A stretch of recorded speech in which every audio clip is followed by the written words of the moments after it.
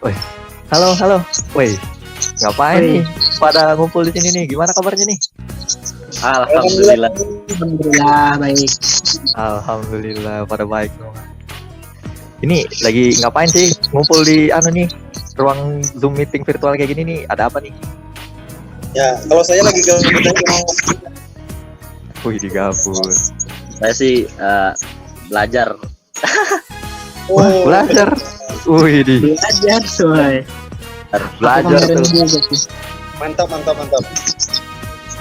Wah, Arya lagi belajar nih. Belajar apa emang kamu? Ini kan semester 5 ini ada dapat mata kuliah dasar-dasar statistik. Nah, di sini belajar dasar-dasar statistik dah aku. Wih, Tentang analisis uji korelasi pi. Kemarin aku juga sempat belajar itu ya.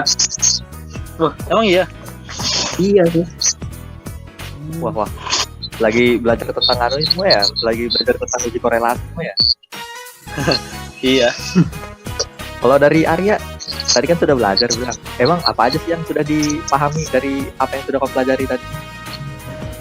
Jujur ya, selama belajar aku baru dapat pengertiannya aja. Jadi untuk jenis-jenisnya, manfaatnya, sama cara pengerjaannya itu masih belum tahu sama sekali. Masih pengertian aja. Wah. Emang pengertiannya kayak gimana tuh? Oke. Aku sedikit jelasin tentang pengertian.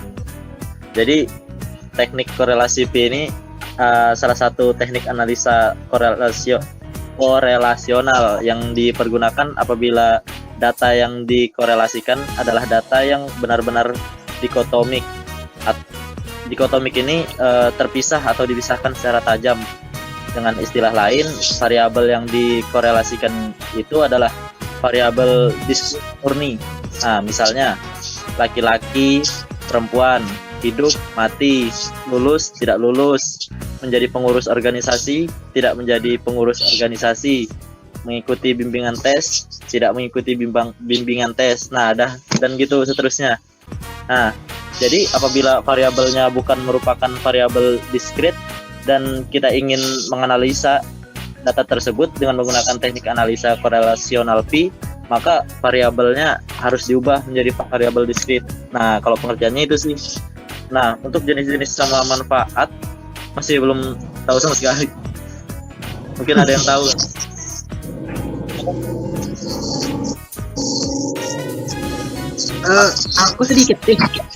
Aku sedikit paham tentang jenis-jenis korelasi.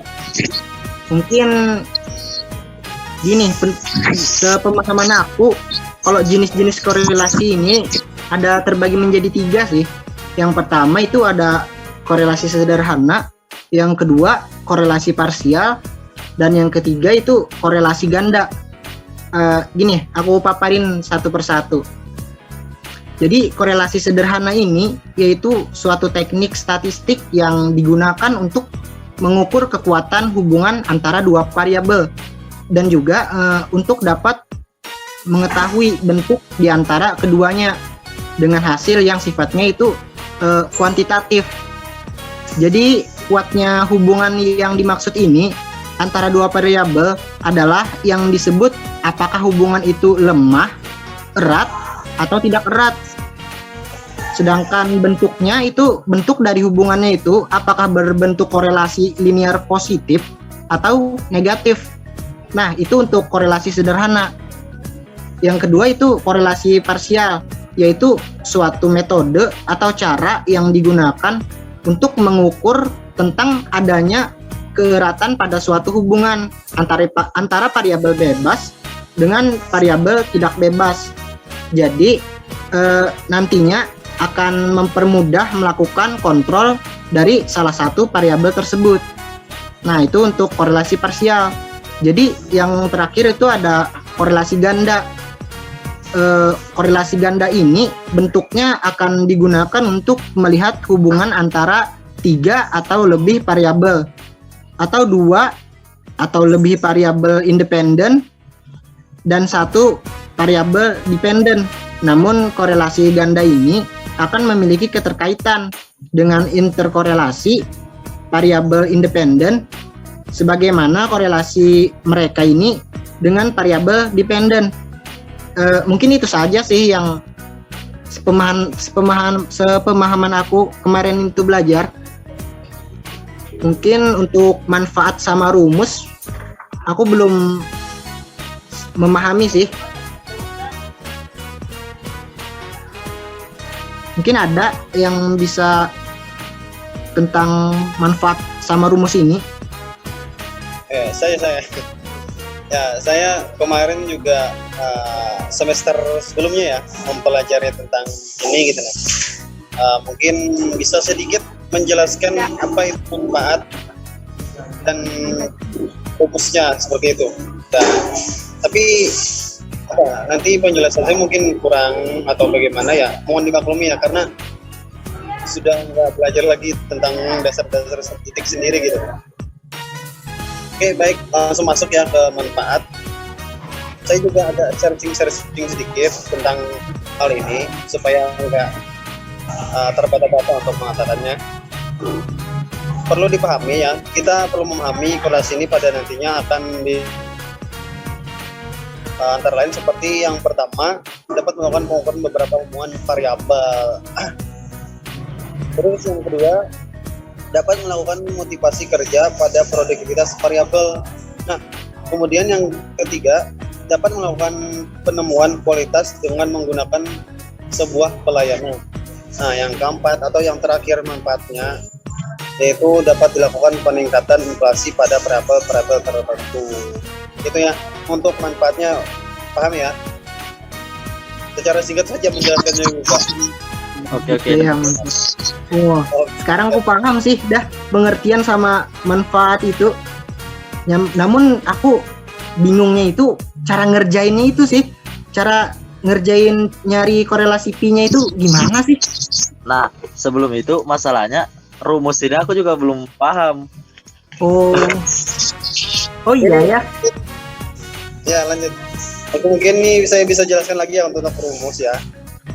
Mungkin kalau mengerjakannya nanti dari yang lain bisa menjelaskan, karena kalau anggaplah penyelesaiannya saya kurang bisa gitu. Tapi kalau secara rumus saya insya Allah bisa.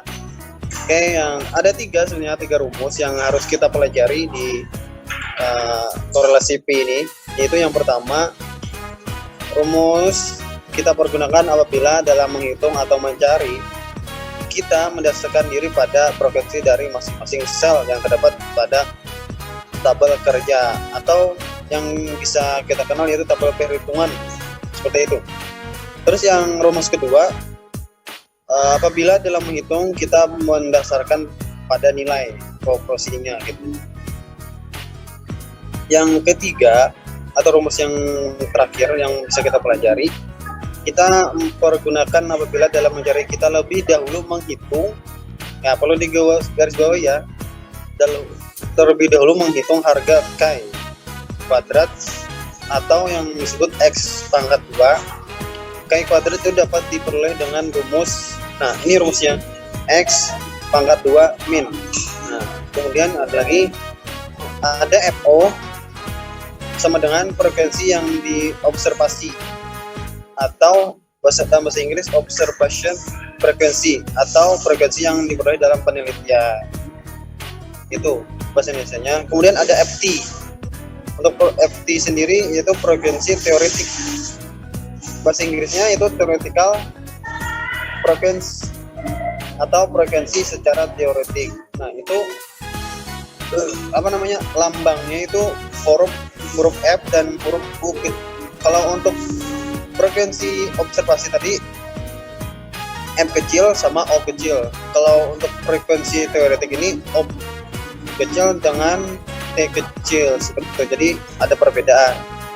Yang pertama tadi frekuensi observasi, yang kedua atau penelitian yang observasi, terus yang FT ini observasi teoretik, itu secara teori aja.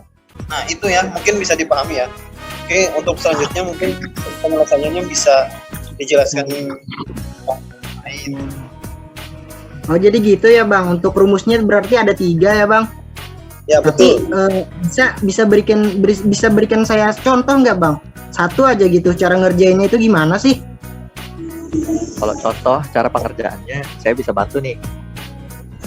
Nah, tadi kan sudah dijelaskan juga kan, untuk rumusnya sendiri itu ada 3. Mungkin saya akan menjelaskan salah satunya, yaitu dengan penyelesaian dengan memperhatikan frekuensi dari selnya. Untuk menyelesaikan suatu kasus atau penyelesaian dari uji korelasi Pi kuadrat ini, mohon maaf, maksud saya uji korelasi Pi ini, dengan memperhatikan frekuensi dari tiap selnya, mungkin kita bisa buat nih misalnya ada satu data disajikan dalam satu tabelnya ukurannya 2x2, barisnya ada 2, kemudian kolomnya ada 2. Nah, dari itu misalnya ada nilainya nih pada masing-masing tabel. Nah, kemudian setiap masing-masing sel atau masing-masing tabel itu kita berikan huruf sebagai penanda aja. Misalkannya untuk baris pertama dan kolom pertama kita berikan huruf A. Untuk baris kedua, mungkin untuk kolom kedua baris pertama kita kasih huruf B. Untuk baris kedua kolom pertama kita kasih huruf C, dan yang terakhir untuk baris kedua kolom kedua kita kasih huruf D. Nah, kita sudah dapatkan untuk masing-masing sel ada huruf A, B, C, dan D. Kemudian dari situ bisa kita masukkan ke dalam rumus untuk perhitungan di frekuensi masing-masing sel. Untuk mencari nilai dari indeks Pi dengan rumus A, frekuensi pada sel ke A dikalikan frekuensi pada sel ke D dikurangi frekuensi pada sel ke B dikali frekuensi pada sel ke C. Kemudian itu dibagi dengan akar dari frekuensi A ditambah frekuensi B dikalikan frekuensi C ditambah frekuensi D. Kemudian dikali lagi frekuensi A ditambah frekuensi C, kemudian dikali lagi frekuensi B ditambah frekuensi D. Kemudian dari rumus perhitungan tersebut, data yang sudah disediakan dalam tabel tersebut dapat kita peroleh nilai indeks Pi-nya. Kemudian dari nilai indeks Pi tersebut tidak sampai di situ aja, kita perlu melakukan perbandingan untuk mengetahui. Kan ini gunanya kita ingin mencari tahu korelasinya dong, bagaimana hubungannya antara data tersebut. Oleh karena itu kita perlu melakukan yang namanya uji hipotesis. Pertama kita perlu menyusun hipotesisnya. Hipotesis itu biasa terdiri dari 2, hipotesis 0 dan juga hipotesis alternatif. Untuk hipotesis 0 di sini kita asumsikan bahwa data itu tidak terdapat korelasi atau tidak terdapat hubungan. Itu untuk hipotesis 0. Untuk hipotesis alternatifnya kita asumsikan bahwa data tersebut memiliki hubungan. Nah, setelah kita menyusun hipotesis tersebut, barulah dari nilai indeks Pi yang sudah kita dapat tadi, kita akan membandingkan dengan nilai tabel. Tadi sudah dijelaskan juga tentang tabel perhitungan. Nah, itu gunanya akan kita bandingkan indeks Pi kita dengan indeks nilai tabel yang sudah disediakan.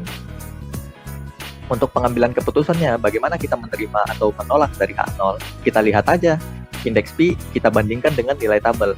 Jika indeks Pi nilai indeks Pi kita lebih besar dari nilai R tabel, nilai korelasi tabelnya, maka H0 diputuskan untuk ditolak. Jika nilai indeks Pi kita lebih kecil dari nilai tabel, maka H0, keputusan atau hipotesis dari H0 bisa kita terima. Mungkin contohnya kurang lebih seperti itu sih yang bisa saya jelaskan. Kira-kira bagaimana, bisa dipahami? Oh, oke. Jadi pengerjaannya kayak gitu. Ya meskipun masih ngawang-ngawang, paling enggak sudah tahu lah pola-polanya gimana. Syukur aja tadi ada ini diskusi yang kayak gini. Coba Anda mungkin bakal stuck di pengertian aja belajar. Iya sih, sama aku juga. Mungkin nggak bisa itu cara ngerjainnya gimana, manfaatnya apa itu. Gak apa-apa, itu kan namanya kita sama-sama saling belajar kan. Saya juga saling belajar nih. Saya juga dapat pengertian dari kalian juga kan. Mantap. Ya, berdiskusi gitu. Nah, diskusi ada manfaatnya, diskusi nongkrong namanya, ada apa-apanya dapat apa gitu. Lebih baik kita diskusi yang ada manfaat. Nah, betul banget. Oke, kebetulan ini saya juga ada kegiatan nih. Mungkin duluan untuk keluar ya, mohon izin ya. Oke. Oke bang. Nah, kalau Sehat-sehat gitu ya bang. selesai sudah Sekarang diskusi. pandemi. Jaga Aku lanjut, kesehatan ya. Siap. Terima kasih. Duluan ya. Assalamualaikum. Waalaikumsalam. Waalaikumsalam.